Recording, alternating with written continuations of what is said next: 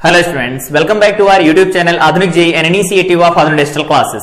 Previous class में हम लोगों ने देखा था कि अगर कोई चार्ज पार्टिकल थीटा एंगल पर यूनिफॉर्म मैग्नेटिक फील्ड में एंटर करता है तो उसकी ट्रेजेक्टरी क्या होती है। देखा था हेलिकल पाथ पर चलता है, पिच निकालना सीखा था, रेडियस निकालना सीखा था, डिविएशन देखा था चार्ज पार्टिकल का जब वो मैग्नेटिक फील्ड के अंदर मूव करता है। साथ में हम लोगों ने देखा था कि अगर कोई स्पेशल केस दिया गया होता है जिसमें इलेक्ट्रिक फील्ड और मैग्नेटिक फील्ड दोनों हैं, उसमें अगर चार्ज पार्टिकल को थ्रो किया जाता है, दोनों पैरेलल होते तब क्या होता, दोनों परपेंडिकुलर होते तब क्या होता। ये सारे केस हम लोगों ने डिस्कस किए थे, साथ में कुछ पीवाई केस डिस्कस किए थे। आज की क्लास में हम लोग पढ़ेंगे सबसे पहले हॉल इफेक्ट क्या होता है, फिर देखेंगे मास स्पेक्ट्रोमीटर क्या होता है, वेलोसिटी सेलेक्टर क्या होता है, देन हम लोग पढ़ेंगे साइक्लोट्रॉन क्या होता है। मतलब जितनी भी इंपॉर्टेंट डिवाइस हैं इस चैप्टर की वो सभी इसी क्लास में हम कवर करेंगे। तो सबसे पहले देखते हैं पिछले क्लास का रिकैप, क्या क्या पढ़ा था हम लोगों ने।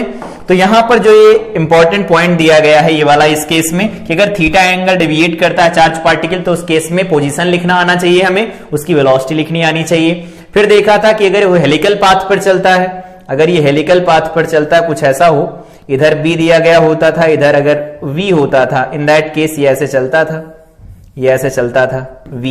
तो हेलिकल पाथ पर चलता था तो ये पिच हुआ करती थी, रेडियस ऑफ सर्किल ये ऐसे लिखते थे r is equal to m v perpendicular upon q भी लिखते थे, कुछ ऐसा लिखा जाता था। इसका दूसरा इंपॉर्टेंट केस था, पैरेलल वाला तो ठीक था, जो परपेंडिकुलर वाला था ये इंपॉर्टेंट था। क्या था इसमें, vx हमने निकाल दिया था, x निकाल दिया था, dvx by dt dvz by dt ये पता थे आपको, vz और z आपको निकालना था। अगर नहीं निकाला तो यहां से देख लो एक लाइन में कि अगर हम यहां से लिखेंगे dvz divided by dt is equal to, यहां से देखो क्या निकल के आएगा, q B naught by m into में बनेगा vx, vx की वैल्यू क्या निकल के आई थी, ई नॉट बाई बी नॉट बन जाएगा। यहां लिखेंगे साइन ओमेगा टी बनेगा, ठीक है। इसको सॉल्व कर देंगे 0 से t तक तो यहां से vz निकल के आ जाएगा, वो बनेगा ई नॉट बाई बी नॉट, यहां बन जाएगा 1 माइनस कॉस ओमेगा टी बन जाएगा, ये 1 माइनस कॉस ओमेगा टी बनेगा, ये vz निकल के आ जाएगा। z निकालना होगा तो z भी निकाल सकते हैं, एक्सप्रेशन इधर लिख देते हैं हम, vz निकल के आ गया है, vz is equal to e not by B naught is equal to यहां पर 1 माइनस कॉस ओमेगा टी बन गया है। इसको डिफरेंशिएट कर देंगे तो देखो dz बाई dt ही तो लिखा है, ये is equal to e not by B naught लिखा जाएगा, यहां लिखेंगे 1 माइनस कॉस ओमेगा टी।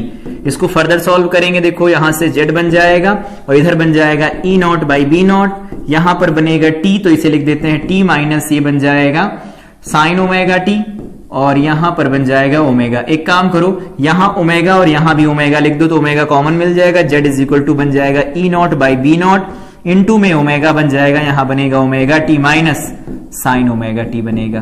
तो ये z की वैल्यू भी मिल जाएगी और वहां x और vx की वैल्यू हमने डेराइव कर दी थी, तो अगर नहीं डेराइव किया अपने मन से तो यहां से देख सकते हैं, ठीक है। ये रिजल्ट आएंगे। आज का हमारा डिस्कशन है, सबसे पहले हम लोग डिस्कस करेंगे हॉल इफेक्ट क्या होता है, मास स्पेक्ट्रोमीटर क्या होता है, वेलोसिटी सेलेक्टर क्या होता है, इन सब के बारे में बात करेंगे। तो यहां पर एक हम लोगों ने कंडक्टर, कोई पीस लिया कंडक्टर का, इसके अंदर करंट फ्लो कर रही है। करंट की डायरेक्शन सपोज इधर है, ये डायरेक्शन दे रखी है आई डायरेक्शन है करंट की, इसमें करंट फ्लो करेगी तो इसमें जो चार्जेस होंगे मूव कर रहे होंगे। तो अगर यहां पर चार्ज ले लिया जाता है नेगेटिव चार्ज तो इसके ऊपर फोर्स किधर लगेगा, नेगेटिव चार्ज की डायरेक्शन ऑफ मोशन तो ये होगी ना, कितने से चलेगा, vd से चलेगा, ये होगा ऐसा।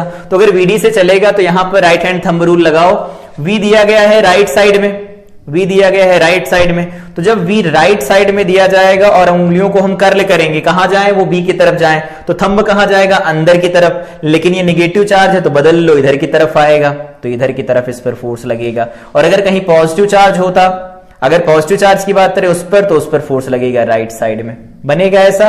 तो यहां पर कुछ ऐसा बनेगा पैटर्न, यहां पर बन जाएगा पॉजिटिव, पॉजिटिव बन जाएगा और इधर बन जाएगा नेगेटिव, नेगेटिव बन जाएगा।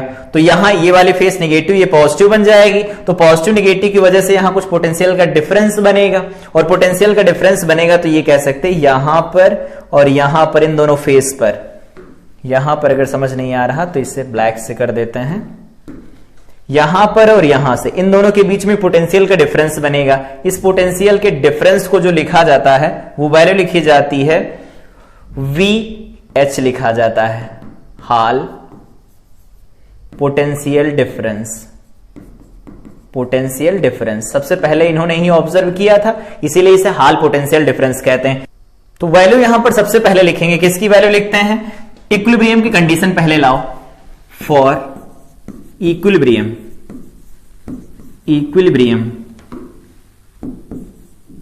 इक्विलिब्रियम के केस में क्या होगा, इक्विलिब्रियम के केस में होगा कि ये जो पॉजिटिव नेगेटिव चार्जेस फोर्स लगाएंगे, इलेक्ट्रॉन है अगर, ठीक है, इलेक्ट्रॉन के ऊपर जो फोर्स लगेगा वो EH का लगेगा, क्यों इंटू E होता है, और इसको बैलेंस करा देते हैं, E यहां पर लिखेंगे VD, E इंटू VD, तो यह बन जाएगा क्यों VB, B के बराबर, बैलेंस करवा देते हैं। 90 डिग्री ऑफ कोर्स होगा, चार्ज पार्टिकल जिधर चल रहे हैं उसके 90 डिग्री पर भी है, तो यहां से E से अगर हम E को कैंसिल करवा देंगे तो EH क्या निकल के आएगा, EH इज इक्वल टू बन जाएगा VD इंटू में B बनेगा, ठीक है। अब VD की वैल्यू हम जानते हैं, पढ़ा था करंट इलेक्ट्रिसिटी में, I इज इक्वल टू लिखा जाता है NEAVD, लिखते हैं ना, तो यहां पर NE तो ठीक है, A क्या लिखा जाएगा, तो A लिखा जा सकता है, देखो L इंटू B, तो L इंटू B लिख सकते हैं, यहां पर VD बन जाएगा, ये I बनेगा।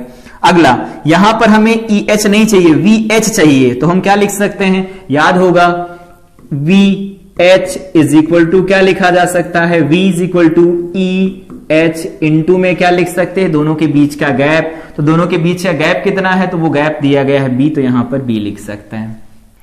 ये वैल्यू जो बन रही है यहां पर VH की वैल्यू, ये VH की वैल्यू बन रही, हमें ये चाहिए, तो EH तो हमें चाहिए होगा ना, तो यहां से देखो वैल्यू निकाल लेते हैं EH की, EH is equal to VD, यहां से निकालो VD क्या बनेगा, तो VD बन जाएगा I डिवाइडेड बाय में NEL इंटू में B बन जाएगा, ये बन जाएगा VD, NEAVD बना, और यहां पर क्या लिख देंगे, यहां पर लिखा जाएगा B, ये EH की वैल्यू आ गई, और EH की वैल्यू अगर यहां पर हम पुट कर देंगे तो इस केस में क्या बनेगा, VH is equal to EH, ये बन जाएगा I डिवाइडेड बाय क्या लिखेंगे, NE, यहां पर L इंटू B लिख देंगे, और साथ में क्या बनेगा, इंटू में B बनेगा, और ये B बन जाएगा, B से B कैंसिल हो जाएगा, VH बताओ क्या निकल के आएगा, यहां पर देखो ये लिखा गया था इंटू में B, यहां पर ये B है, तो EH की वैल्यू हम लोगों ने लिख दिया, यहां पर IB, तो यहां पर I इंटू में B लिखवा दो इधर, डिवाइडेड बाय में B से B कैंसिल हो जाएगा, तो यहां बन जाएगा NE इंटू में L बनेगा, ये हमारे पास हाल वोल्टेज निकल के आ जाएगा। तो अगर कोई कंडक्टर है, कंडक्टर का पीस है जिसमें करंट फ्लो कर रही है, उसको अगर हम रखते हैं फील्ड के अंदर, तो फील्ड के अंदर रखने से वो फोर्स लगाएंगे अपने चार्ज पार्टिकल के ऊपर। इसी के आगे हम लोग पढ़ेंगे कंडक्टर को अगर रखा जाता फील्ड में तो उस पर फोर्स लगता है, IBL साइन थीटा निकालते हैं, वही निकालना सीखेंगे, तो VH जो निकल के आता है I बाई NEL इंटू में B लिखा जाता है। बाकी जैसी ही कंडीशन दी गई होगी उसके अकॉर्डिंग निकाल सकते हैं, अलग अलग केस के लिए अलग अलग वैल्यू क्या होगी।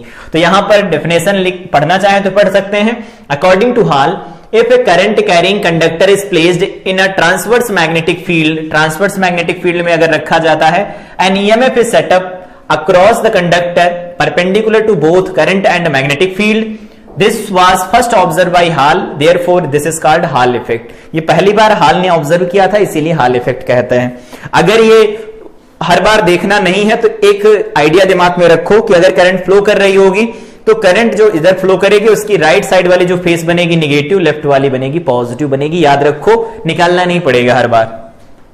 अगला है वेलोसिटी सेलेक्टर। अब वेलोसिटी सेलेक्टर का हम यूज कैसे करते हैं, कब करते हैं, क्यों करते हैं, तो वेलोसिटी सेलेक्टर का यूज इसलिए किया जाता है कि अगर एक से ज्यादा अगर आयंस दिए गए हैं उनकी वेलोसिटीज डिफरेंट होती हैं, इन दैट केस अगर हमें उन्हें सेपरेट करना होता है तो उसके लिए हम वेलोसिटी सेलेक्टर का यूज करते हैं। ये कहता है कि अगर स्पेसिफिक वेलोसिटी होगी अगर किसी पार्टिकल की, वही इससे आर पार निकलेगा, अदरवाइज लेफ्ट राइट में जाकर के कोलाइड करके वो नीचे गिर जाएंगे, ऐसा होगा। तो अगर बात करते हैं कि इफ यहां पर FM जो वेक्टर है उसका मैग्नीट्यूड अगर बराबर हो जाता है FE वेक्टर के मैग्नीट्यूड के, इस केस में क्या होगा, यहां लिखेंगे Q V, यहां पर लिखा जाएगा B, साइन थीटा की वैल्यू देखो तो क्रॉस लगा है अंदर की तरफ है, तो उस केस में यहां लिखेंगे साइन 90 बनेगा, तो QVB साइन थीटा, ये हो जाएगा Q इंटू E के बराबर बनेगा। यहां से Q से Q कैंसिल हो जाएगा, 90 हो जाएगा, तो V की देखो एक वैल्यू आ गई, E डिवाइडेड बाय में B बनेगा। और अगर ये ऐसी वैल्यू मिलेगी, यहां पर देखो ये वैल्यू जो हमारे पास निकल के आई है v की, अगर ये v की वैल्यू है, इसका मतलब इतनी वेलोसिटी से अगर किसी को थ्रो किया जाएगा तो वो क्या करेगा, उसके ऊपर बराबर मैग्नेटिक और इलेक्ट्रिक फोर्स लगेंगे और वो आर पार निकल जाएगा। तो इसे बनाने के लिए क्या करते हैं, दो वर्टिकल रॉड ली जाती हैं, उनके ऊपर अपोजिट चार्जेस होते हैं जो बनाते हैं फील्ड, वो बनता field electric field. Electric field बन गया, क्रॉस करके मैग्नेटिक फील्ड को अंदर दिखाया जाता है कि जो फील्ड बनेगा मैग्नेटिक फील्ड वो इसे लेफ्ट साइड में लगे और ये राइट साइड में लग रहा होगा, पॉजिटिव से नेगेटिव की तरफ लगेगा ऑफ कोर्स। तो अगर पॉजिटिव चार्ज यहां पर है तो इस पर फोर्स ये राइट साइड, इसमें लेफ्ट, जब दोनों बराबर होंगे तो उस केस में ये अनडिविएटेड स्ट्रेट लाइन पर मूव करेगा। हम लोगों ने ऐसे क्वेश्चन कई बार किए हैं कि स्ट्रेट लाइन पर मूव करे तो लॉरेंज फोर्स के एक्सप्रेशन में इलेक्ट्रिक फोर्स अगर मैग्नेटिक फोर्स के बराबर हो जाता है तो उस केस में स्ट्रेट लाइन पे चलेगा। तो अगर कोई पार्टिकल है जिसकी वेलोसिटी E/v दे रखी है तो उस केस में तो वो आर पार निकल जाएगा। अगर ऐसा नहीं है, अगर मान लेते हैं f वेलोसिटी अलग अलग हो जाए, f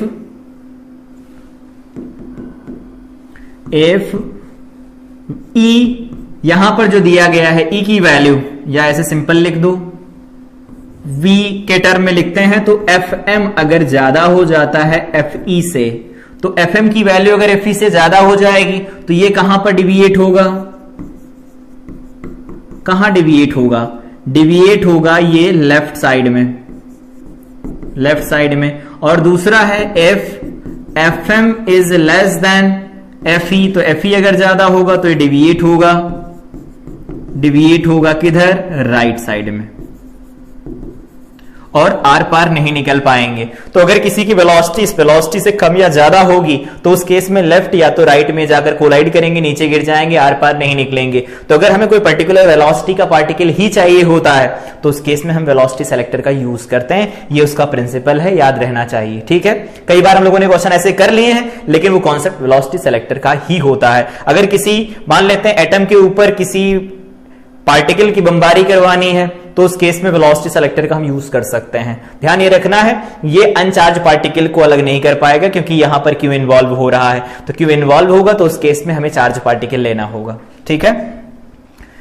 अगला है मास स्पेक्ट्रोमीटर। क्या होता है, तो मास स्पेक्ट्रोमीटर को हम डिजाइन करते हैं वेलोसिटी सेलेक्टर से ही, लेकिन ये अलग क्या करता है काम, जैसे वो करता है स्पेसिफिक, उसका काम है, क्या काम है उसका, उसका काम यह है कि अगर हमारे पास अलग अलग वेलोसिटी के चार्ज पार्टिकल दिए गए हैं, स्पेसिफिक वेलोसिटी हमें अलग करनी है, तो उसके लिए हम वेलोसिटी सेलेक्टर का यूज करते हैं। ये क्या करता है, ये बताता है used to separate charged particle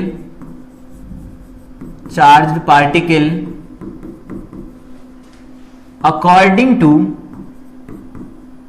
their charge particle according to their mass to charge ratio, mass to charge ratio, charge ratio। ये क्या करता है, use to separate charge particles, charge particle को सेपरेट करने के काम आता है according to their mass to charge ratio. Mass to charge ratio का मतलब है कि मास डिवाइडेड बाय में चार्ज के रेशियो के टर्म में इसे ये अलग अलग कर देता है। अब करना क्या है, इसका बिल्कुल वही सेम लॉजिक रहेगा। सबसे पहले देखो यहां पर लगाया गया है, ये है वेलोसिटी सेलेक्टर, ये क्या लगा है, that is velocity selector, velocity selector, velocity selector. अगर ये वेलोसिटी सेलेक्टर लगा है तो ये कुछ स्पेसिफिक वेलोसिटी देगा इनको, तो केवल ये यहां से वही पास कर पाएंगे जिनकी velocity v is equal to क्या लिखी जाएगी, E/b लिखी जाएगी, ये बन जाएगा। और यहां का b किसके बराबर है, b इनके बराबर है, तो ये वेलोसिटी हो जाएगी इनके पास इनिशियली। ये वेलोसिटी किस में है, वेलोसिटी सेलेक्टर में है, वेलोसिटी सेलेक्टर में है। और अगर वेलोसिटी सेलेक्टर से ऊपर की तरफ बढ़ेंगे तो उस केस में क्या है, फिर से फील्ड में जाएंगे, दूसरे फील्ड में, लेकिन फील्ड वो भी अंदर की तरफ है, तो क्या होगा, ये चार्ज पार्टिकल जाएगा ऊपर की तरफ, अंदर की तरफ फील्ड है तो फोर्स लगेगा लेफ्ट साइड में, तो फोर्स अगर लेफ्ट साइड में लगेगा तो ये सर्कुलर पाथ पर चलेगा, सर्कुलर पाथ पर चलेगा तो इसकी रेडियस बताओ, तो यहां पर लिख देते हैं इन सेकेंड रीजन, क्या लिख सकते हैं सेकेंड रीजन में, radius of circular path, radius of circular path, circular path, radius of circular path क्या लिखी जाएगी, लिखेंगे r is equal to m we naught, कुछ वेलोसिटी होगी या m v upon q b, ये लिखा जाता है। यहां से क्या करो, जो ये कह रहे हैं इनका प्रिंसिपल वो निकालो, तो m बाई क्यू की वैल्यू अगर यहां से निकाल लेंगे तो वो क्या निकल के आएगी, आर बी डिवाइडेड बाई, यहां पर ये जो b दिया गया वो b नॉट के बराबर, तो b नॉट लिख लो, और डिवाइडेड बाई में क्या बन जाएगा, v बन जाएगा। ये वैल्यू किसकी निकल के आ गई, ये वैल्यू निकल के आ गई m बाई क्यू की। और अगर m बाई क्यू की ये वैल्यू निकल के आएगी तो यहां से देखो m by q is equal to बन जाएगा r बाई वी या r बी नॉट। v की वैल्यू क्या है, v की वैल्यू देखो यहां लिखी e बाई बी इन, तो यहां से निकल के आएगा m by q is equal to r b naught b इन डिवाइडेड बाई में e बन जाएगा। ये हमारे पास रिजल्ट्स मिल जाएंगे, ये रिजल्ट मिल जाएगा ऐसा, ठीक है। तो यहां पर मास टू चार्ज रेशियो में अगर हमें पार्टिकल्स को डिवाइड करना हो, उनको अलग अलग सेपरेट करना हो, तो उस केस में हम मास स्पेक्ट्रोमीटर का यूज करते हैं बेसिकली। और किन चीजों के लिए यूज किया जाता है, find mass number, mass number को फाइंड करने के काम में लेते हैं। Determine the relative abundance of isotopes, isotope में क्या होगा, उनके एटॉमिक नंबर सेम होंगे, उन पर चार्जेस तो सेम रहेंगे, लेकिन उनके मासेस अगर अलग अलग हो जाएंगी, तो अगर हमें इनको सेपरेट करना होता है तो मास स्पेक्ट्रोमीटर का यूज कर सकते हैं। समझ में आया होगा। चेंज हम किसे कर सकते हैं, तो चेंज हम कर सकते हैं ये r और m बाई क्यू होगा, तो यहां पर क्यू भी फिक्स रहेगा। अगर हम आइसोटोप्स की बात करते हैं कि अगर चार्ज की वैल्यू सेम रह जाए, तो यहां पर लिख देते हैं if charge is same, charge is same. और अगर हमें मास के रेशियो में डिवाइड करना हो कि इनको अलग अलग कैसे कर सकते हैं, तो उसके लिए हम यूज करेंगे, देखो यहां से सेम, तो इसके लिए यूज कर सकते हैं यहां से देखो m डायरेक्टली प्रोपोर्शनल क्या हो जाएगा, r हो जाएगा।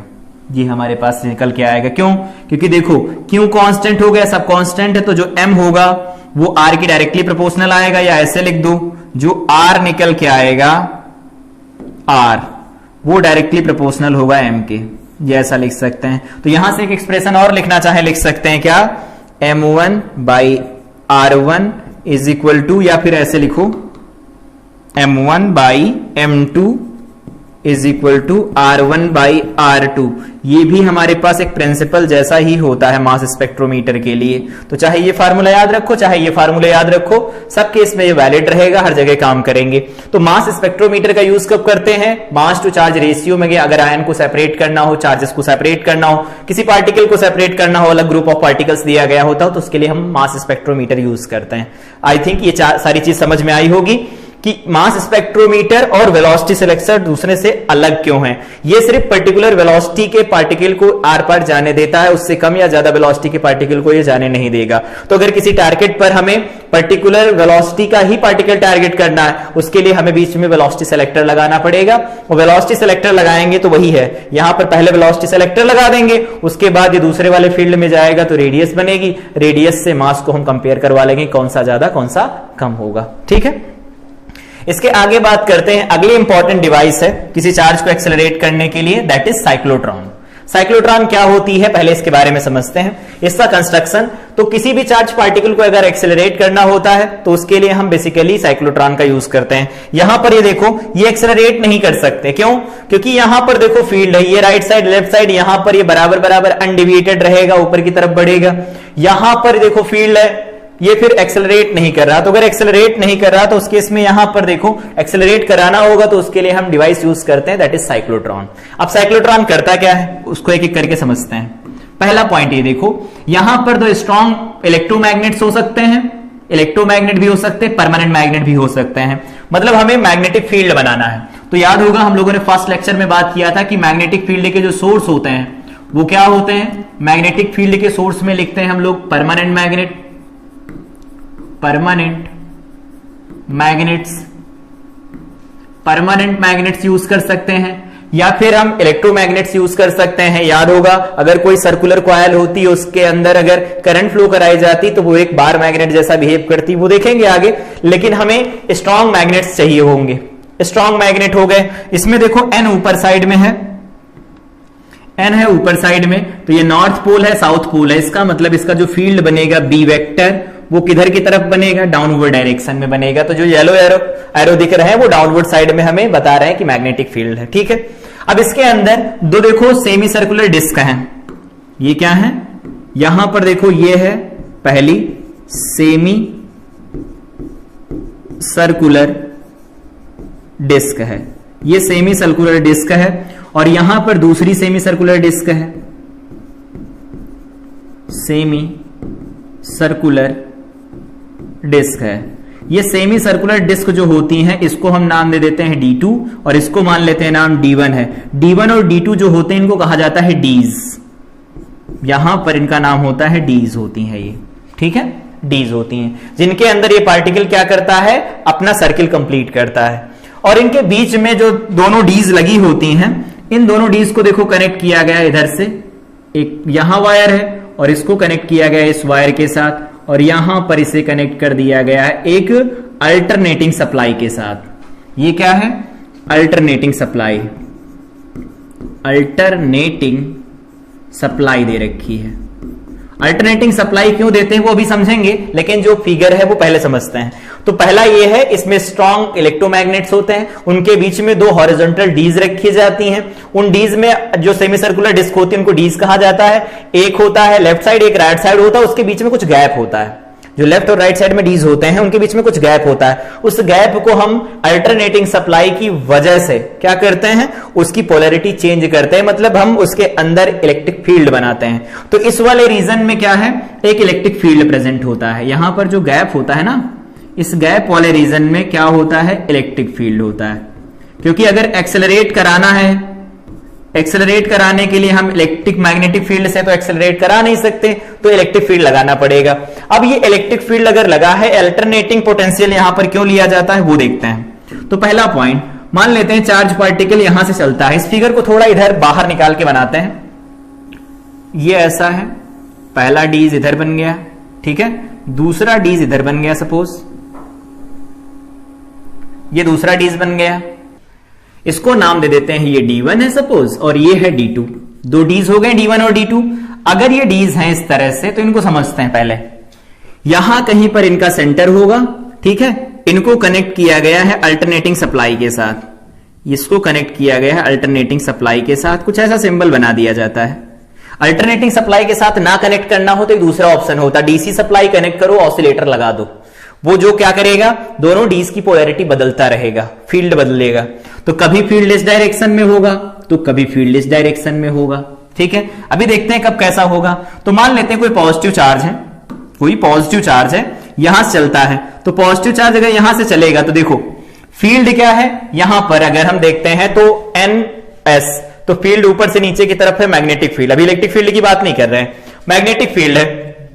चार्ज पार्टिकल को मान लेते हैं कि हमारी तरफ थ्रो किया जाता है, लेफ्ट साइड में थ्रो किया गया, तो अगर इसको लेफ्ट साइड में थ्रो करेंगे, देखो लेफ्ट साइड में थ्रो करेंगे तो वेलोसिटी उधर हो जाएगी, बनेगा ना, तो वेलोसिटी अगर इधर बनेगी और यहां पर फील्ड डाउनवर्ड, तो फील्ड डाउनवर्ड तो थंब कहां आएगा, आप लोगों की तरफ। मतलब अगर पार्टिकल चलेगा तो पहले बाहर निकलेगा, बाहर निकलकर अपन पूरा सर्किल कंप्लीट करेगा। तो वही पॉइंट यहां से अगर चार्ज पार्टिकल चलेगा तो ऐसा अपना सर्किल कंप्लीट करेगा, ठीक है। उसके बाद में यहां से यहां तक फिर ऐसा चलेगा। उसके बाद ये क्या करेगा, जब इस फील्ड के कांटेक्ट में आएगा, यहां तो इलेक्ट्रिक फील्ड है, इलेक्ट्रिक फील्ड के कांटेक्ट में आएगा तो क्या होगा, एक्सेलरेट होगा। एक्सेलरेट होगा तो अपनी रेडियस बढ़ा लेगा, ये एक्सेलरेट होगा तो अपनी रेडियस बढ़ाएगा। फिर यहां पर दोबारा कांटेक्ट में आएगा, दोबारा इस फील्ड के कांटेक्ट में आएगा, अपनी रेडियस बढ़ाएगा और लगातार इसकी रेडियस बढ़ती चली जाएगी, कुछ ऐसा होगा, ऐसा, और फाइनली ये बाहर निकल जाएगा। तो अगर चार्ज पार्टिकल को हमें एक्सेलरेट कराना होता है, मतलब एट अ टाइम हम इतनी एनर्जी सप्लाई नहीं कर सकते, लेकिन उसे फील्ड के कांटेक्ट में रखकर उतनी ज्यादा देर तक एनर्जी सप्लाई कर सकते हैं। अब वो अगर उतनी एनर्जी गेन कर लेगा फिर टारगेट पर हम भेज देते हैं, तो उस केस में कहते हैं चार्ज पार्टिकल एक्सेलरेट हो जाता है, ठीक है। तो चार्ज पार्टिकल को एक्सेलरेट करने का मतलब उसकी वेलोसिटी बढ़ाते जाएंगे। तो ये होता है D1 D2 डीज हो गए, इनके बीच में N से S की तरफ एक मैग्नेटिक फील्ड होता है, इसके बीच में चार्ज पार्टिकल चलता है। अब देखो जो B होगा, B वो क्या करा रहा है, ये करा रहा है सर्कुलर मोशन, सर्कुलर मोशन है ये, ठीक है।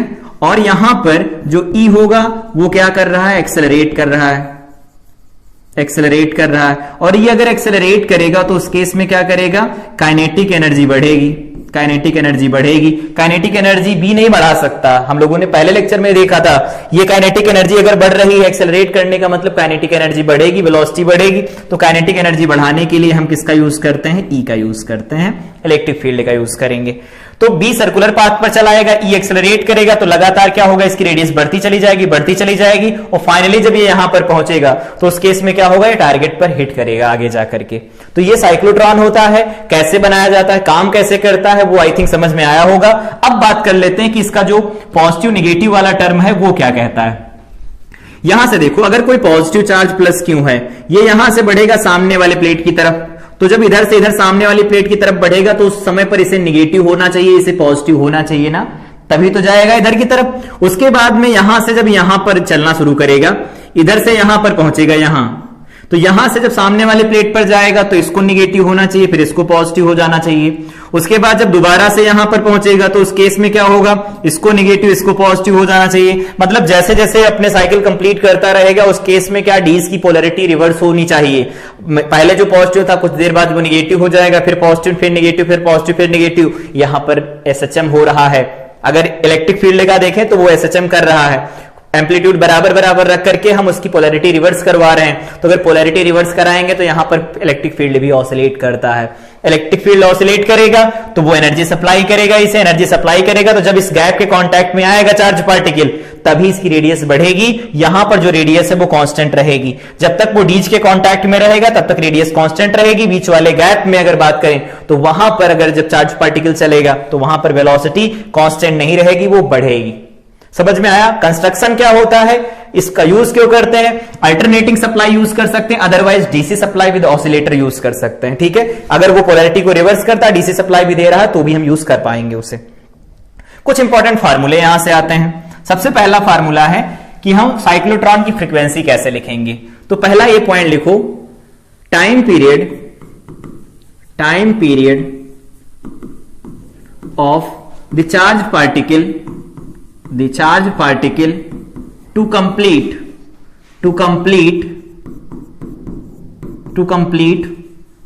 one semicircle। अगर आधा, एक सेमी सर्कल कंप्लीट, एक सेमी सर्कल का मतलब सर्कल का आधा कंप्लीट करेगा तो उस केस में क्या होगा, टाइम पीरियड लिखेंगे तो t इज इक्वल टू लिखा जाएगा पाई आर। क्या लिखते हैं, पाई आर डिवाइडेड बाई में क्या लिखेंगे, v। होता तो 2 पाई आर बाई v, लेकिन आधा कंप्लीट करवाना ना, तो ये बन जाएगा पाई एम डिवाइडेड बाई में क्यू बी बनेगा। 2 pi m by q B होता है तो पाई एम बाई क्यू बी बनेगा। Time period for oscillation of electric field, या ऐसे लिख दो, टाइम पीरियड किसका, इलेक्ट्रिक फील्ड का, इलेक्ट्रिक फील्ड के ऑसिलेशन का, इलेक्ट्रिक फील्ड के ऑसिलेशन का अगर टाइम पीरियड लिखें तो क्या लिख सकते हैं, यहां से देखो, यहां से सबसे पहले लिखेंगे हम इसे capital T is equal to 2 pi m by q B.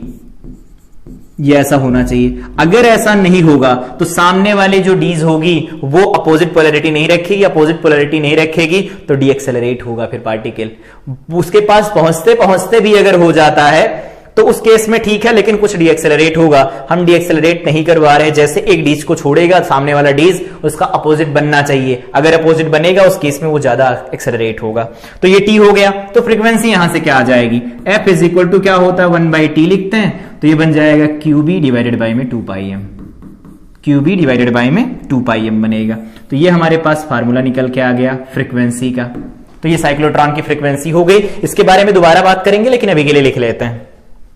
दूसरा फार्मूला होता है maximum kinetic energy. Maximum kinetic energy हम जानते हैं R इज इक्वल टू क्या लिखा जाता है, तो वो लिखते हैं mv डिवाइडेड बाई में क्यूबी। R मैक्सिमम कब होगा, R मैक्सिमम होगा जब वेलोसिटी मैक्सिमम होगी, क्योंकि m क्यूबी तो हम बदल नहीं रहे हैं। तो यहां पर ऐसा लिखा जाएगा, ये R का हमारे पास फार्मूला होगा। और अगर R का ये फार्मूला निकल के आएगा तो यहां से लिखो maximum kinetic energy maximum kinetic energy के ई मैक्स, वो क्या लिखी जा सकती है? वो लिखी जाएगी यहां पर K E max is equal to half M we not का स्क्वायर। तो ये हाफ बन जाएगा M we not, V not की वैल्यू यहां से निकालो, देखो क्यू बी नॉट या क्यू बी यहां बन जाएगा आर नॉट डिवाइडेड बाय में बनेगा एम और इसका बन जाएगा होल स्क्वायर। तो क्या रिजल्ट आएगा देखो यहां से, के E max is equal to लिख सकते हैं यहां से हाफ, यहां ब्रैकेट में लिख देते हैं क्यू बी डिवाइडेड बाय में एम बनेगा, ऐसा लिख देंगे यहां से, सही है ना? या इसको ऐसे लिख देते हैं, एक काम करो स्क्वायर लगा के लिखो, q square b square divided by में एम इंटू में आर नॉट का स्क्वायर बन जाएगा। ये हमारे पास मैक्सिमम काइनेटिक एनर्जी का फार्मूला निकल के आ जाएगा। ये क्या है? मैक्सिमम काइनेटिक एनर्जी है, ये है मैक्सिमम काइनेटिक एनर्जी। एक मैक्सिमम काइनेटिक एनर्जी का और दूसरा फार्मूला होता है, जे मेन ने उस पर क्वेश्चन भी पूछा है, वो कैसा क्वेश्चन, बेबी क्वेश्चन बाद में देखेंगे, पहले यहां फार्मूला लिख लेते हैं। अदर ऑप्शन में कह सकते हैं, इन अदर वर्ड हम यहां से लिख सकते हैं काइनेटिक एनर्जी कौन दे रहा है, काइनेटिक एनर्जी इसे इनिशियली तो ये जीरो पर था, वेलोसिटी जीरो थी, बाद में इसके पास वेलोसिटी आई तो काइनेटिक एनर्जी बढ़ी, और काइनेटिक एनर्जी कौन बढ़ा सकता है? केवल इलेक्ट्रिक फील्ड बढ़ा सकता है। तो अगर इलेक्ट्रिक फील्ड बढ़ा सकता है तो काइनेटिक एनर्जी को लिख दिया जाए ना, work done by the source, work done by the source. By the source में कौन सा सोर्स होगा? बाय द सोर्स, सोर्स में भी वो सोर्स होगा जो इसे एनर्जी सप्लाई कर सकता है। कौन कर सकता है? Electric field. तो अगर इलेक्ट्रिक फील्ड एनर्जी सप्लाई करेगा तो पोटेंशियल का डिफरेंस इनके अक्रॉस कुछ ना कुछ है। तो हम जानते हैं कि अगर V पोटेंशियल डिफरेंस है, Q चार्ज चलता है, तो उसे सप्लाई की गई एनर्जी V इंटू क्यू लिखी जाती है। ये कितने में लिखी जाएगी, एक बार दोबारा आओ, वो फार्मूला जो बनेगा वो तो इंपॉर्टेंट है ही, लेकिन उसका याद रखने का तरीका भी इंपॉर्टेंट है। 2 पॉइंट मार्क करते हैं, एक पॉइंट यहां पर, दूसरा पॉइंट यहां पर है। यहां पोटेंशियल V है, हाई पोटेंशियल V, यहां पर मार्क कर लो ऐसा कुछ, ये पॉइंट मार्क किए। यहां से जब चलेगा इसके बीच का पोटेंशियल V है, Q चार्ज चलेगा तो Q into V energy supply करेगा। अगले उसी में आधे साइकिल में यहां पर एंटर करेगा तो इसमें Q into V energy supply करेगा। तो Q इंटू V यहां और यहां पर भी Q into V energy supply करेगा। तो एक कंप्लीट साइकिल के अंदर कितनी एनर्जी सप्लाई करेगा? 2Q इंटू में V सप्लाई करेगा। लेकिन ये कुछ मूव कर रहा तो कुछ फ्रीक्वेंसी से मूव कर रहा, पर सेकंड कुछ ना कुछ रिवोल्यूशन हो रहे होंगे, 10, 15, 20, 25 जो भी हो रहे होंगे। तो उस केस में क्या होगा? नंबर जो भी कुछ हो सकता है दिया गया होगा डाटा के अकॉर्डिंग। तो अगर एक आधा सर्किल कंप्लीट करने के लिए इतनी हमारे पास गेन होता है, मतलब आधा सर्किल कंप्लीट करेगा तो एक बार फील्ड के कांटेक्ट में आएगा, पूरे सर्किल में 2 बार फील्ड के कांटेक्ट में आएगा। और पर सेकंड कितने रिवोल्यूशन हो रहे हैं तो वो पता नहीं, तो किससे डिनोट कर देते हैं? एफ से। ये हो जाएगी काइनेटिक एनर्जी मैक्सिमम। तो एक फार्मूला ये भी निकल के आता है, याद रखना है इस फार्मूले को कि कैसे आया है ये फार्मूला। वैसे इस फार्मूले को भी याद रखना है, प्रोसेस भी क्या है वो भी याद रखना है कि Q into V energy supply करेगा जब एक बार गैप में आएगा। एक साइकिल कंप्लीट करने में 2 बार गैप में आएगा तो 2Q इंटू V होगा। लेकिन अब पर सेकंड कुछ ना कुछ रिवोल्यूशन हो रहे होंगे तो उसके लिए फ्रीक्वेंसी से मल्टीप्लाई करा दो, के मैक्सिमम मिल जाएगी काइनेटिक एनर्जी। ठीक है, ये हो गई काइनेटिक एनर्जी मैक्सिमम। यहां पर हम लोगों ने देख लिया साइक्लोट्रॉन की फ्रीक्वेंसी। अभी फ्रीक्वेंसी के साथ कुछ बात करते हैं। क्या बात है?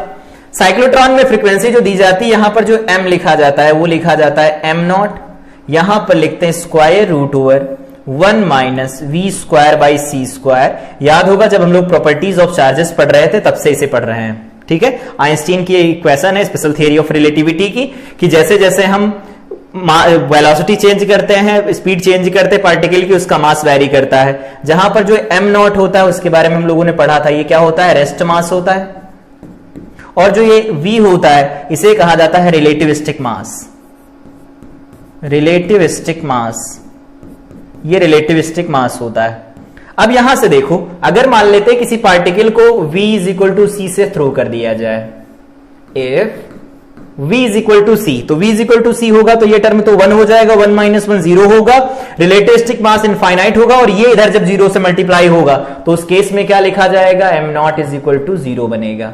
और अगर m naught is equal to 0 बनेगा, इसका मतलब है कि पार्टिकल को अगर हम इतनी तेजी से थ्रो कर दें कि c से चलने लगे वो, तो इन दैट केस उसका रेस्ट मास 0 हो जाएगा। ऐसा पॉसिबल नहीं है। तो किसी पार्टिकल को अगर एक्सेलरेट करा रहे होते हैं तो उसमें ध्यान ये रखना है हमें कि उसको एक्सेलरेट उतना कराएं कि वो c से कम रहे, सी के उस पार ना जाने पाए। लेकिन याद होगा जब मैटर वेव पढ़ाई जाती है, फर्स्ट ईयर में पढ़ा होगा केमिस्ट्री में, जब मैटर वेव के बारे में बात करते तो उनकी जो स्पीड होती है ग्रेटर देन निकल के आती सी के, वो चलता है, ठीक है, क्योंकि वो वेव्स होती हैं। यहां पर हम पार्टिकल नेचर को शो कर रहे हैं, तो पार्टिकल को अगर हम सी से फेंकेंगे तो उस केस में उसका रेस्ट मास 0 हो जाएगा। रेस्ट मास 0 नहीं होना चाहिए, इसलिए ये वाली कंडीशन सेटिस्फाइड नहीं होगी। तो एक्चुअल अगर फार्मूला लिखा जाता है फ्रीक्वेंसी का, तो वो क्या लिखा जाएगा, एफ इज इक्वल टू, यहां पर लिखेंगे Q, यहां लिखा जाएगा B, डिवाइडेड बाय में लिखेंगे 2 पाई, और M की वैल्यू, ये वाली वैल्यू यहां पर पुट कर दो तो ये लिखेंगे 1 minus v square divided by में C स्क्वायर, यहां पर इसका स्क्वायर रूट लिखा जाएगा, और डिवाइडेड बाय में क्या लिख सकते हैं, M नॉट लिख सकते हैं। अब फ्रीक्वेंसी को कंट्रोल कौन कर सकता है, तो फ्रीक्वेंसी को कंट्रोल करने का काम अब ये लो, यहां पर ये करेगा, और साथ में जो ये स्क्वायर रूट वाला पार्ट है ये कम करेगा। ऐसा इन्हीं के ऊपर डिपेंड करेगी फ्रीक्वेंसी, क्योंकि Q फिक्स हो चुका, M नॉट भी फिक्स है, 2 पाई फिक्स है, चार्ज भी फिक्स है, तो ये दोनों पार्ट अब डिसाइड करेंगे फ्रीक्वेंसी कितनी होगी। तो यहां पर याद रखना V की वैल्यू C के बराबर नहीं होनी चाहिए, तब तक एक्सेलरेट करा सकते, मतलब उससे ज्यादा एक्सेलरेट नहीं करा सकते हम उसे, ठीक है। तो ये साइक्लोट्रॉन की फ्रीक्वेंसी का फार्मूला हो गया। ये हो गया काइनेटिक एनर्जी का, जिसमें सबसे ज्यादा इंपॉर्टेंट ये फार्मूला है, याद रखना कैसे आया है, ठीक है। यहां पर क्वेश्चन भी बना, इस पर अभी देखेंगे। ये उसका कंस्ट्रक्शन था, उसका कंस्ट्रक्शन दिखता कैसा है, वो कुछ इस तरह से दिखता है, ठीक है।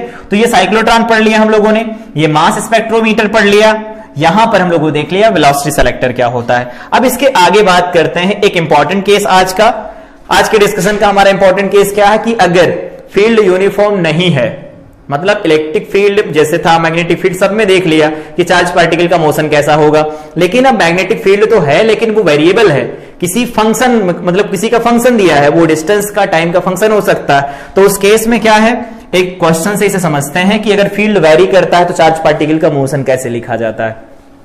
क्वेश्चन दिया गया है, a particle of mass m charge q, ठीक है, मास m चार्ज q है, projected from origin with speed v not से थ्रू किया जाता है in a non uniform magnetic field b। देखो b x के साथ बदल रहा, मतलब जैसे जैसे हम आगे की तरफ बढ़ते जाएंगे उस केस में b बढ़ता जाएगा, ठीक है। v not b not positive constant है, प्रॉपर डायमेंशन है इनकी, ठीक है, सब कुछ दिया गया। कह रहे हैं क्वेश्चन है find the maximum positive x coordinate of the particle during its motion. जब ये इधर की तरफ चलना शुरू करेगा तो हम जानते कहीं ना कहीं ऐसा तो पॉइंट आएगा जब ये पूरा का पूरा वाई में जाएगा, उसके बाद फिर वापस लौटेगा। पाथ तो रहेगा लेकिन कंप्लीट सर्कुलर नहीं रहेगा ना वो, तो अगर कंप्लीट सर्कुलर नहीं रहेगा तो उस केस में एक बार जब अपना सेमी सर्कल कंप्लीट करेगा, वैसे यहां पर कंप्लीट सर्किल करेगा या नहीं करेगा वो तो डिसाइड करेगा कि फील्ड उतने में है या नहीं है, वो अलग अलग केस हम लोगों ने देखे थे। लेकिन मान लेते फील्ड हर जगह पर है, तो जब ये यहां चलना शुरू करेगा तो एक टाइम ऐसा आएगा कि जब इसके पूरी की पूरी वेलोसिटी एक्स डायरेक्शन में 0, कंप्लीट वेलोसिटी वाई डायरेक्शन में चली जाएगी। बोलो एग्री करते हो? तो अगर वेलोसिटी पूरी की पूरी वाई डायरेक्शन में चली जाएगी तो एक्स में 0 हो गई और ये एनर्जी सप्लाई नहीं कर सकता। इसका मतलब उस केस में पार्टिकल की जो टोटल वेलोसिटी होगी वो v नॉट ही रहेगी। ये कॉन्सेप्ट समझ में आया? अब इसे सॉल्व कर देते हैं, कुछ नहीं बचा इसमें। यहां पर जानते हैं कि v इधर की तरफ है, b अंदर की तरफ, थंब ऊपर की तरफ लगेगा, मतलब पार्टिकल ऐसे चलेगा, थंब इधर लगेगा, एफ भी इधर लग रहा। तो अगर ये थीटा एंगल मान लेते हैं तो इस केस में ये क्या बन जाएगा, एफ बी, यहां पर बनेगा कॉस थीटा, और अगर ये v नॉट है तो ये वाला भी देखो थीटा बन जाएगा।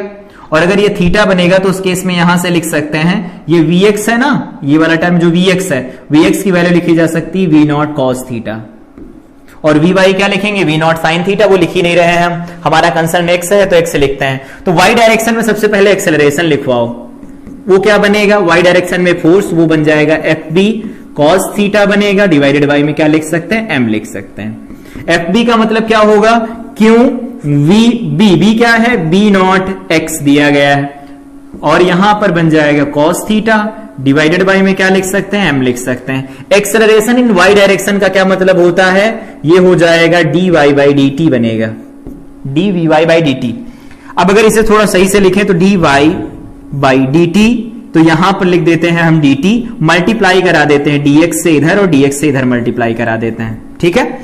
इज इक्वल टू क्या बनेगा, तो यहां बन जाएगा देखो क्यू, बी नॉट को रोक लो इधर, और यहां पर क्यू बी नॉट को रोक लिया, यहां पर एक्स को रोक लो, डिवाइडेड बाय में एम को रोक लो, यहां पर बन जाएगा v क्या होगा, वी नॉट के बराबर ही रहने वाला, यहां पर बन जाएगा cos थीटा।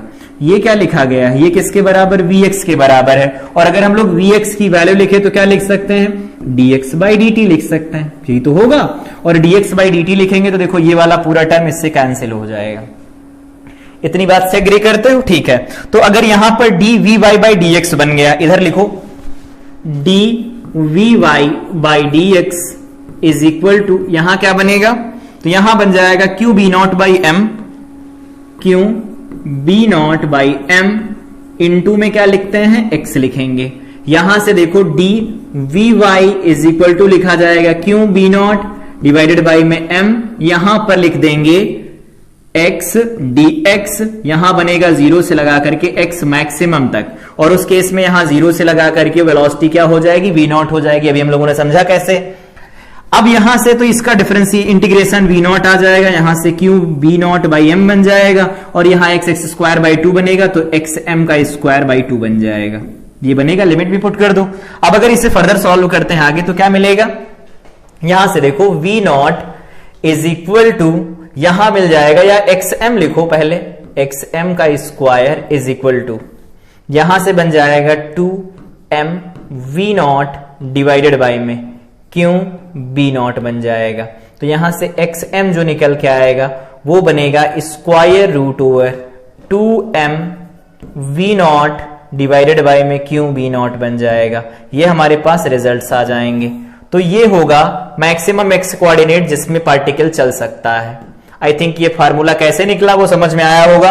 तो अगर कोई रीजन है जिसमें इलेक्ट्रिक फील्ड या मैग्नेटिक फील्ड नॉन यूनिफॉर्म होता है, इलेक्ट्रिक फील्ड का तो इलेक्ट्रोस्टैटिक्स में देख लिया, मैग्नेटिक फील्ड अगर नॉन यूनिफॉर्म होता है, क्वेश्चन में कुछ भी पूछा जाए तो उसको कैसे डील करना है, वो इस तरह से डील करना। आई थिंक ये चीज समझ आई होगी। तो नॉन यूनिफॉर्म मैग्नेटिक फील्ड होगा तो थोड़ा केयरफुली डील करेंगे उसे, बाकी यूनिफॉर्म होता है तो उसके लिए तो हम लोगों ने डिफरेंट केस देख ही लिए हैं। अब इसके बाद बात करते हैं यहां पर आगे, क्वेश्चन स्टार्ट हो रहे हैं यहां से। क्वेश्चन देखो, अभी जो फार्मूला लिखा उसी के ऊपर बेस्ड है। ये क्या कह रहे हैं कि if the maximum value of accelerating potential provided by A radio frequency oscillator 12 kilovolt दिया गया है, 12 kilovolt, number of revolution made by the proton, number of revolution बताने हैं। तो अभी हम लोगों ने देखा कि क्यू एनर्जी सप्लाई करते हैं, मतलब क्यू और वी एक टाइम में एनर्जी सप्लाई करते हैं, 2 से मल्टीप्लाई कराओ, जितने नंबर ऑफ रिवोल्यूशन करेगा ये उतनी एनर्जी गेन करेगा। तो ये हो गई एनर्जी, और इसको किसके बराबर कर देना है, इसको बराबर कर देना है हमें हाफ एम वी स्क्वायर के बराबर कर देना है। सही है। अब इसी को सॉल्व कर दो तो ये हाफ बन जाएगा। कौन है, तो यहां पर कौन है, नंबर ऑफ ऑसिलेटर प्रोटॉन है, तो प्रोटॉन के लिए लिखेंगे 1.67 into 10 to the power of -27 बन जाएगा। v स्क्वायर क्या बनेगा, तो v6 के लिए लिखा 1/6 ऑफ स्पीड ऑफ लाइट, तो 3 इंटू 10 टू द पावर 8 बनेगा, डिवाइडेड बाई में 6 बन जाएगा। इसका हो गया square is equal to n।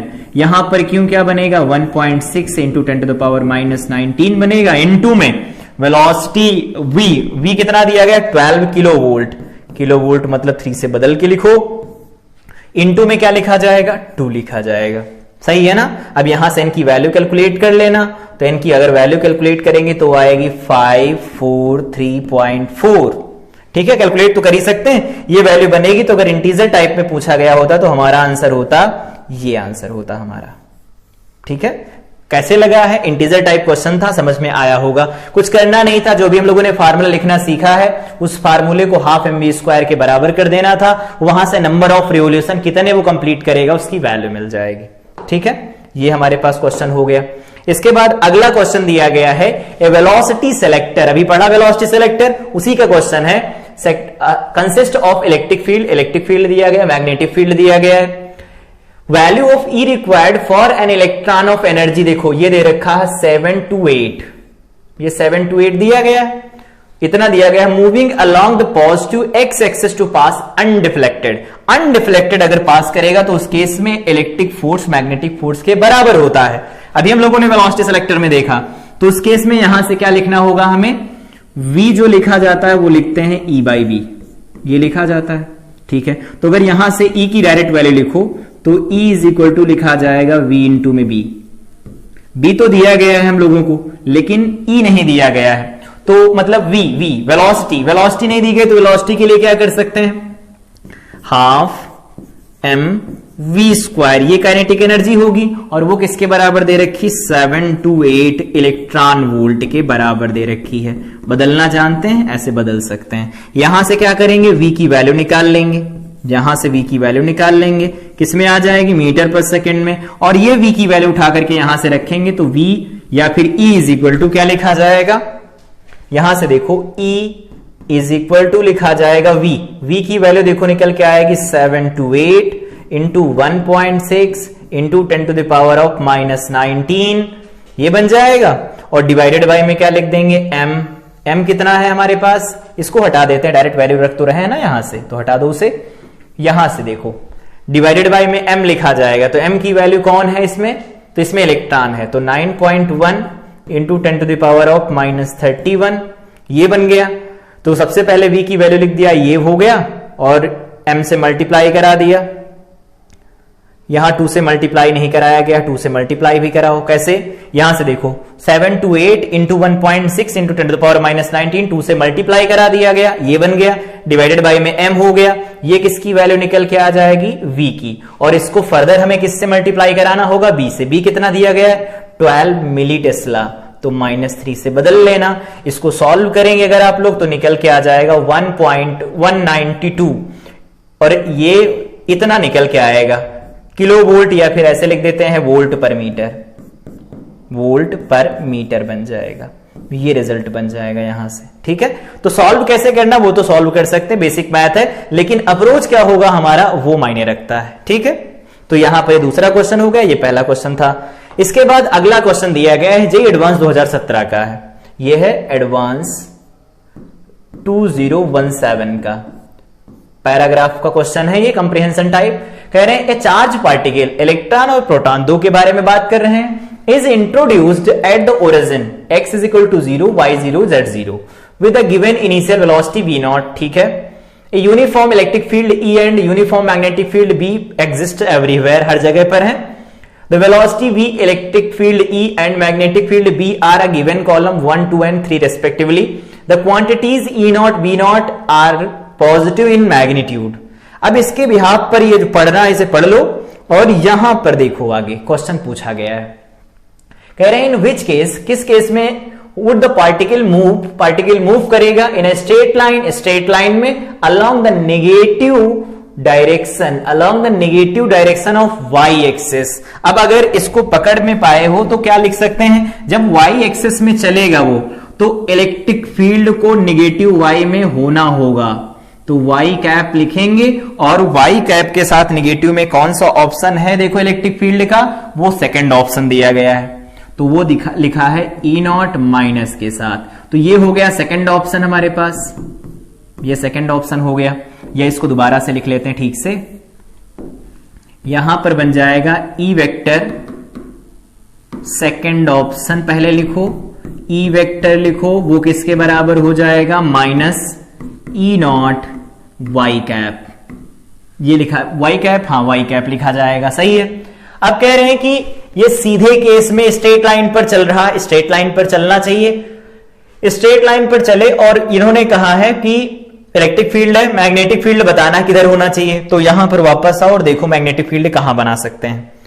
तो अगर वो स्ट्रेट लाइन में चल रहा, तो स्ट्रेट लाइन में चलने का मतलब है मैग्नेटिक फोर्स नहीं लग रहा उसके ऊपर, स्ट्रेट लाइन में कोई चल रहा है तो स्ट्रेट लाइन में चलेगा, इलेक्ट्रिक फील्ड उसी के अलॉन्ग है, तो मैग्नेटिक फील्ड नहीं लगेगा, फोर्स नहीं लगेगा। और मैग्नेटिक फोर्स होता क्या है, तो अगर हम मैग्नेटिक फोर्स का लिखें एक्सप्रेशन तो वो लिखा जाता है, क्यों, यहां लिखते हैं V vector cross B vector. अब B तो हर जगह उन्होंने कहा एग्जिस्ट एवरीवेयर, तो इसको जीरो होने का मतलब है इसकी वेलोसिटी को जीरो करवा दो, जीरो करवा दो इसकी वेलोसिटी, और अगर इसकी वेलोसिटी जीरो हो जाएगी तो उस केस में Fm को क्या लिख सकते हैं, हम जीरो लिखेंगे, और Fm जीरो बनेगा तो Fe लगेगा उसके ऊपर और वो नेगेटिव y डायरेक्शन में चला जाएगा। तो अब हमारा कौन सा ऑप्शन मैच करेगा, तो यहां पर, लेकिन अभी B की डायरेक्शन हमने डिसाइड नहीं की है, तो B की डायरेक्शन कैसे डिसाइड करेंगे, देखो y में चलेगा, तो यहां से देखो अगर हमारे पास इधर दिया गया है, ये यहां पर अगर B दिया गया है, और अगर कोई चार्ज पार्टिकल है इधर चलता है, या फिर कोई चार्ज पार्टिकल है जो इधर चलता है, तो इधर चले चाहे इधर चले, इस केस में थीटा इज इक्वल टू 0 लिखा जाएगा, इस केस के लिए theta is equal to 180 degree लिखा जाएगा, और हम जानते हैं F इज इक्वल टू लिखा जाता है QVB साइन थीटा, और थीटा 0 या 180 डिग्री दिया गया होगा, in that case F is equal to 0 बनेगा। तो अगर ये Y में चल रहा और Y में इलेक्ट्रिक फील्ड लग रहा, फोर्स लगा रहा, मैग्नेटिक नहीं लगा रहा, तो मैग्नेटिक तभी नहीं लगाएगा जब वो पॉजिटिव Y में हो या तो निगेटिव Y में हो। तो अब एक काम करते हैं, पॉजिटिव Y निगेटिव Y में देखो है, हाँ एक ही option B not Y cap दिया गया है, तो यहां पर B वेक्टर जो निकल के आ रहा है वो B नॉट Y कैप निकल के आ रहा है। कौन सा ऑप्शन है? तो ऑप्शन दिया गया है R, तो ऑप्शन हमारे पास ये R दिया गया है। ठीक है, अब सारी कंडीशन सेटिस्फाई हो गई, अब आंसर ढूंढ लेते हैं। तो ये सेकंड हो गया, ये R हो गया, और इसके ऊपर फोर्स 0 हो, उस केस में V की वैल्यू 0 लिखी जाए, तो ये किस केस में आएगा? तो वो आएगा प्रोटॉन विद 0 वेलोसिटी, तीसरा केस है। तो ये किसका केस है? तो ये केस निकल के आ रहा है, तीसरा केस है, ये ऐसा बन गया। अब आंसर लिखना है, लिख दो, कौन सा सही हो जाएगा?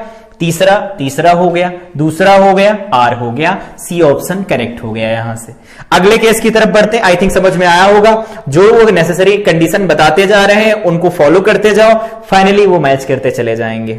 अगला पॉइंट दिया गया है, कह रहे हैं in which case particle move a straight line with constant velocity. Constant velocity से अगर पार्टिकल मूव करेगा तो क्या होगा? तो अगर लिखें v is equal to constant, अगर किसी पार्टिकल के ऊपर v कांस्टेंट लग रहा है, इसका मतलब है कि a जो है वो 0 है, और a 0 का इंप्लाइज दैट का मतलब जो F नेट लगेगा उस पार्टिकल के ऊपर दैट विल बी 0, और पार्टिकल के ऊपर F नेट 0 होने का मतलब फील्ड तो दोनों है, ऐसा तो है नहीं कोई फील्ड नहीं है।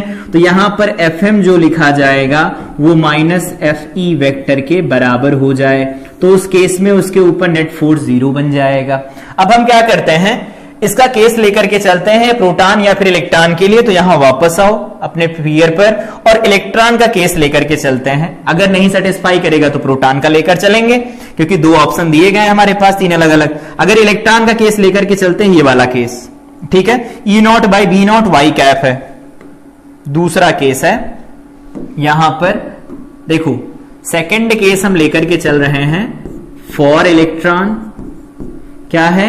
V vector is equal to E naught by B naught, और यहां क्या लिख सकते हैं? तो यहां पर लिखा गया है, वापस आओ, ये लिखा गया है Y कैप, तो Y कैप लिखा गया है, तो यहां पर Y कैप लिख लेते हैं, Y कैप लिखा गया है, एक मिनट, Y कैप, अरे क्या हो रहा है, Y कैप है ये बन गया Y कैप। ठीक, तो V vector is equal to E naught by B naught Y cap बना, ये हम लेकर के चल रहे हैं। यहां पर कंडीशन है दोनों की दोनों वैल्यू बराबर होनी चाहिए। अब F की वैल्यू हम FE की वैल्यू किधर करें, उस केस में V बने, तो उस केस में यहां पर वापस आओ, यहां पर दिए गए हैं, पहले एक को ढूंढ लेते हैं, किसी एक को। तो सपोज अगर हम ऐसा कर लेते हैं कि इलेक्ट्रिक फील्ड अब हमें अलग अलग डायरेक्शन में लेके नहीं चलना। सपोज अगर हम मान लेते हैं कि इनमें से देखो, इसे तो हम लोगों ने चूज कर लिया, कौन सा? यहां पर ये Y वाला चूज कर लिया। इन वाले में अगर हम कोई चूज करें तो क्या कर सकते हैं? यहां पर नेसेसरी कंडीशन ये है कि हमारे पास जो नेट फोर्स है वो 0 होना चाहिए। नेट फोर्स 0 आएगा कब? तो नेट फोर्स 0 आने का मतलब ये होता है कि अगर हमें FE मिल जाए, तो FE मिलेगा तो क्या होगा?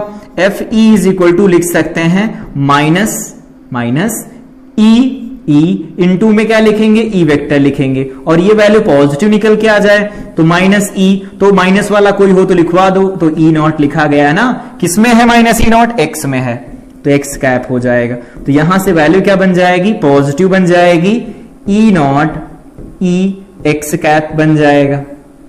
ये कौन सा ऑप्शन ले लिया E का हम लोगों ने? तो यहां लिख भी लो, ये ऑप्शन ले लिया हम लोगों ने थर्ड, ये थर्ड ऑप्शन है,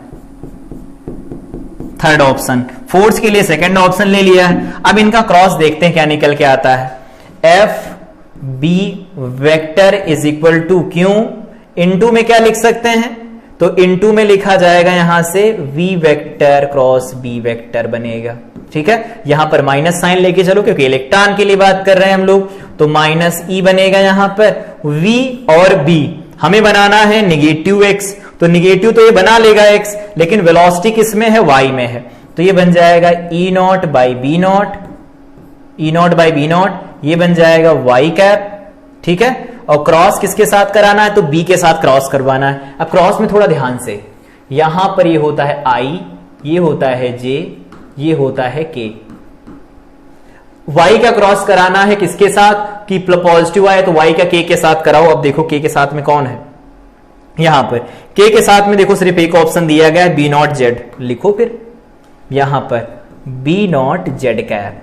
और अगर इनका क्रॉस कराएंगे तो यहां से निकल के आएगा माइनस, यहां B0 से B0 कैंसिल हो जाएगा, E आएगा, ठीक है। यहां पर बन जाएगा E0 और ये वैल्यू बन जाएगी X कैप। ये वैल्यू देखो और ये वैल्यू देखो, दोनों देखो बराबर हैं, एक दूसरे के अपोजिट हैं। तो दोनों बराबर एक दूसरे के अपोजिट का मतलब है यहां पर जो एफनेट लग रहा है वो 0 है। और एफनेट की वैल्यू अगर 0 निकल के आ रही है तो पार्टिकल स्ट्रेट लाइन में मूव करेगा। तो आई थिंक सारे ऑप्शन क्लियर हो गए होंगे। ये ऑप्शन कौन सा है, तो यहां से देखो वापस आओ, ये ऑप्शन दिया गया है S, तो अब सब मैच कर गए।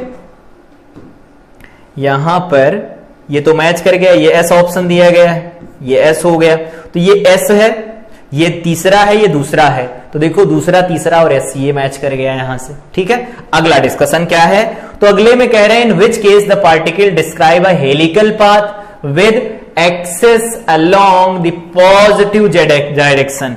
पॉजिटिव जेड डायरेक्शन में चलेगा तो क्या होगा, तो वापस से आओ यहां पर अपने फिगर की तरफ, यहां पर वापस आओ। ये देखो यहां दिया गया है, यहां पर जो डाटा दिया गया उसमें देखो।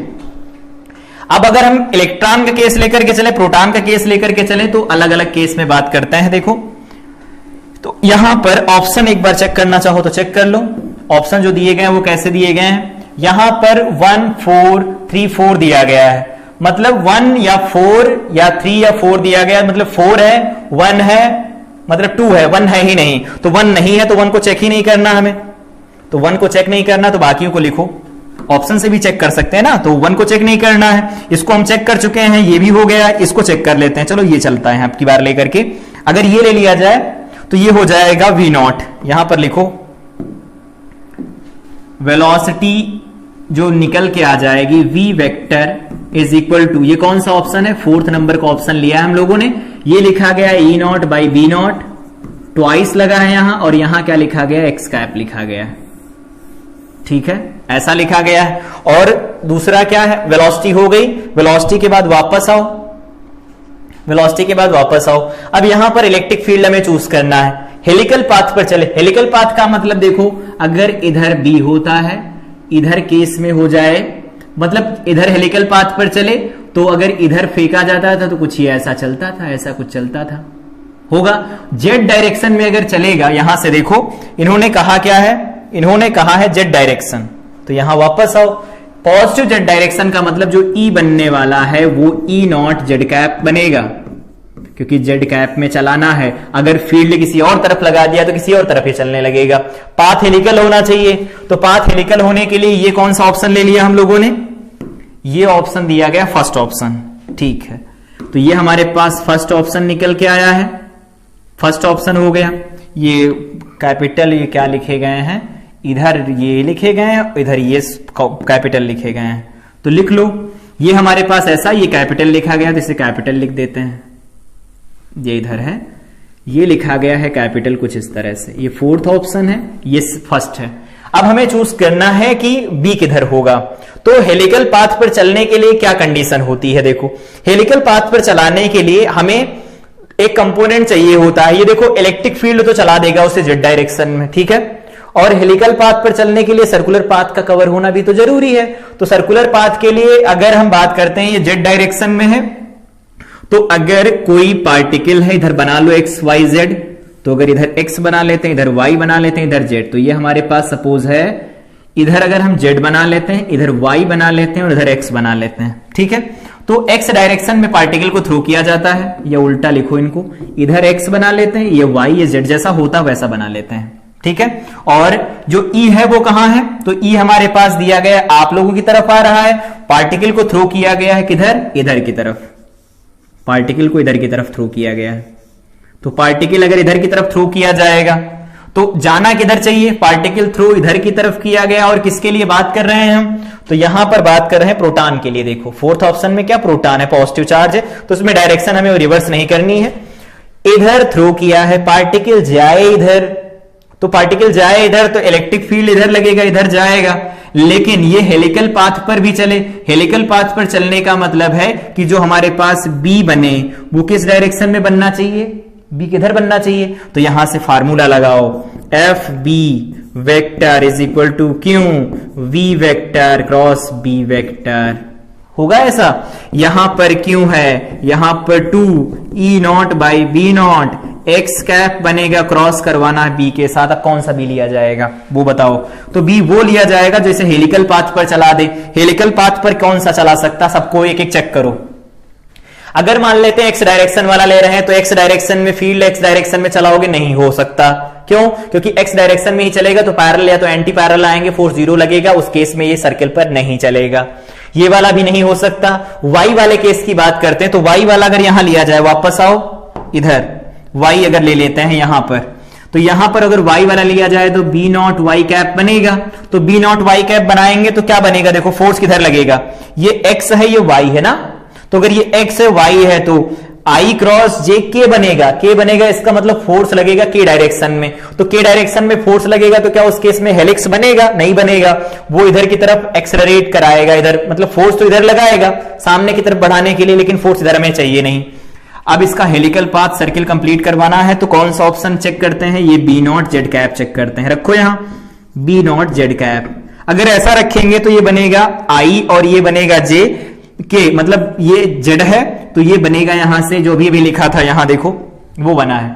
अगर हम लिख देते हैं आई और के तो माइनस का जे बन जाएगा, तो ये बन जाएगा माइनस वाई कैप बनेगा। और ये फोर्स अगर माइनस वाई कैप में लगेगा वो मतलब डाउनवर्ड लगेगा ना, तो डाउनवर्ड लगेगा। तो एक काम करो, देखो कैसा फोर्स हमारे पास, एक फोर्स लग रहा है जो आप लोगों की तरफ आ रहा है, ठीक है, पॉजिटिव जेड में मतलब आप लोगों की तरफ आ रहा है। एक फोर्स लग रहा है जो डाउनवर्ड लग रहा है, तो ये डाउनवर्ड लगेगा, ये आप लोगों की तरफ आएगा। तो एक परपेंडिकुलर फोर्स लग रहा है, एक आप लोगों की तरफ लग रहा है, तो उस केस में क्या होगा, हेलिक्स की कंडीशन फुलफिल हो रही है। देखो हेलिक्स की जो कंडीशन होती है सेटिस्फाई हो रही है, कंडीशन सेटिस्फाई हो रही है, सेटिस्फाई हो रही। और हेलिक्स की कंडीशन अगर सेटिस्फाई होगी तो पार्टिकल हेलिकल पाथ पर चलेगा। तो ये वाला केस किसका था, एस का था, ठीक है। ये वाला केस जो था वो किसका था, सेकंड का, ये फोर्थ का। ये देखो फोर्थ एस ये दिया गया, सी ऑप्शन सही हो जाएगा। ये अपने आप भी चेक कर सकते हैं, इसमें कोई बहुत लंबी कैलकुलेशन नहीं है, बस वहां से ऑब्जर्वेशन लेने हैं और जो भी इन्होंने पूछा उसके अकॉर्डिंग इसे बता देना है। तो जब भी कभी ऐसे क्वेश्चन दिए गए हो चेक करना कैसे रहता है। इलेक्ट्रोस्टैटिक्स में भी एक क्वेश्चन किया था कि एक हेक्सागन था, रेगुलर हेक्सागन, उसके 6 अलग अलग वर्टेक्स के ऊपर चार्जेस रखे गए थे, डायरेक्शन ऑफ फोर्स बताना था, याद आया होगा अगर क्लास देखी तो बिल्कुल सेम वैसा ही क्वेश्चन था, अलग अलग केस के लिए हमें इसे चेक करना था। तो ये आज की क्लास थी जिसमें हम लोगों ने इन सारे इंपॉर्टेंट पॉइंट को डिस्कस किया। यहां पर देखा कि वेलोसिटी सेलेक्टर कैसे काम करता है, साइक्लोट्रॉन कैसे काम करता है, कुछ इंपॉर्टेंट पॉइंट्स डिस्कस किए। हॉल इफेक्ट क्या होता है, ये हो गया। मास स्पेक्ट्रोमीटर, ये साइक्लोट्रॉन था। इस क्लास में हम लोगों ने इन सारी चीजों को डिस्कस किया। अगली क्लास में जब हम लोग बात करेंगे तो देखेंगे कि अगर कोई चार्ज पार्टिकल है तो वो फोर्स एक्सपीरियंस करता है, वो हम लोगों ने देखा। अगली क्लास में हमारा ये कंसर्न होगा कि अगर चार्ज पार्टिकल मूव करने लगे इनसाइड कंडक्टर, मतलब अगर करंट फ्लो करने लगी उसके अंदर, तो उस केस में उस करंट कैरिंग वायर के ऊपर कितना फोर्स लगता है और इफेक्टिव लेंथ का कॉन्सेप्ट क्या होता है, इन सब के बारे में बात करेंगे। तो तब तक के लिए इस क्लास को रिवाइज करें। मिलते हैं अगली क्लास में। Till then I wish you all the best.